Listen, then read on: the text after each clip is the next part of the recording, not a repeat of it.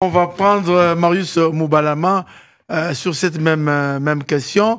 On parle de l'Union sacrée. Marius Moubalama, vous êtes sans ignorer que en fait, c'est l'Union sacrée qui dirige la République démocratique du Congo parce que le présidium est composé de hautes personnalités des différents regroupements qui composent le gouvernement de la République. Imminente sortie d'ici vendredi. Est-ce le président le rassemble justement pour anticiper sur le frustration?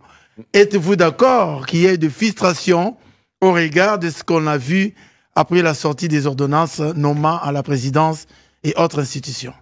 Monsieur Edi Kaniki, une fois de plus, je suis sidéré, je suis déçu et révolté même. Voilà comment est-ce que la classe politique congolaise nous détourne sur des questions plus importantes. Même vous, Edi Kaniki, cette classe-là vous a détourné des questions plus importantes que ce que nous sommes en train de vivre aujourd'hui. Union sacrée, gouvernement et tout. Ce gouvernement, le nouveau gouvernement, viendra répondre à quel problème?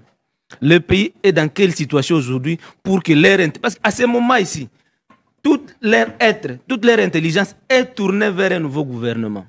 Tout le monde cherche par comment entrer dans le gouvernement. Dans l'entretemps, Nanga. Non, tout le monde aussi qui est dans le gouvernement cherche comment... se maintenir aussi. Non, outre se maintenir, comment il faut mettre de côté des paquets. Au cas où on partait. Dans l'entretemps, Nanga, Kagame et consorts développent des stratégies sur comment ils vont arriver à Bukavu, Kalemi et consorts. Nous ici, nous sommes en train de nous battre sur la formation d'un nouveau gouvernement. Donc tout ce qui est question sécuritaire à ce moment ici est mis en berne. Ça c'est déjà un problème. Deux, M. Kaniki, oui. Le 2 août, il y a eu une cérémonie, une activité très majeure et vitale pour notre pays. Les génocostes. Vous n'avez pas fait cas. Pourquoi? Ce n'est pas de votre faute, Papa Kaniki. Les politiques ont détourné votre attention par rapport à ce qui les intéresse. Mais l'intérêt national est mis à côté. Génocostes, c'est une occasion pour nous, Congolais, de commémorer nos morts, de demander à ce que justice soit faite, mais également combattre pour qu'il y ait une reconnaissance officielle, d'abord à l'interne, du génocide congolais. Pendant tout le temps que Kabila a été au pouvoir, il n'a jamais reconnu qu'il y a eu génocide dans notre pays. Or, tout ce que nous avions connu dans ce pays allait dans le sens, tous les morts, c'est pour, par exemple, éliminer une ethnie, éliminer un groupe religieux, et ce sont des caractères pour qualifier d'un meurtre des génocides. Mais sous Kabila, on n'avait jamais parlé de génocide au Congo. Et nous, on s'apprend à la communauté internationale, dire que la communauté internationale n'est pas en train de reconnaître les génocides qui se font au Congo. Dans l'entretemps, nous-mêmes à l'interne ici, ces génocides-là, on ne les reconnaît pas. Ça, c'est déjà un problème. Les génocides que nous avions connus dans ces pays, longtemps on nous avait dit que non, les morts qu'il y a ici et là sont des conflits ethniques. Les Hema contre les Lendu, les ceci contre les Slaves. Or, c'est faux. Les grands mobiles des génocides au Congo, ce sont des intérêts économiques. Ceux qui financent les guerres cherchent à avoir le contrôle sur les minéraux. Et ils organisent des morts, des génocides dans notre pays, des guerres d'agression pour avoir le contrôle ou l'accès illicitement sur ces minéraux-là. Mais les médias internationaux, ceux qui nous agressent, ils nous disent que non, c'est entre tel groupe ethnique et tel. Non, non. Et voilà le pourquoi du nom génocoste. Génocide, le coste, c'est un terme anglais qui veut dire coût. Pour montrer... Pour des raisons économiques. Pour des raisons économiques. Pour donner la nature, la vraie nature au génocide. La nature, elle est économique. Mais on n'en parle pas.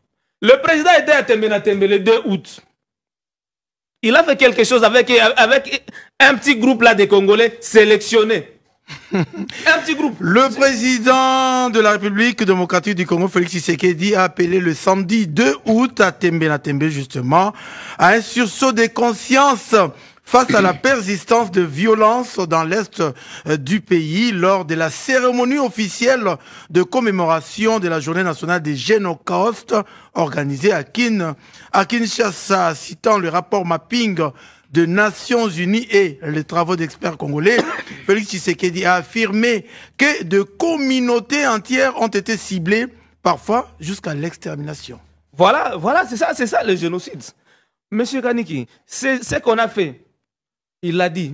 Permettez-moi de revenir sur ce qu'a dit mon frère Kaniki. Il déplore que 44 millions de dollars soient donnés à Barcelone. 27, c'est pas plus ou moins 27 millions à AC Milan. Ça, on a copié les Rwanda, visite Rwanda. Nous, c'est Congo au centre de l'Afrique. On a copié ce qui s'est fait au Rwanda. Le Rwanda a pris le temps de se préparer pour arriver dans ce projet-là. Okay? Pourquoi, si on peut copier le Rwanda dans des futilités, pourquoi ne pas prendre aussi copier au Rwanda ce qui est bon? Lorsqu'au Rwanda, il s'agit de commémorer les génocides au Rwanda.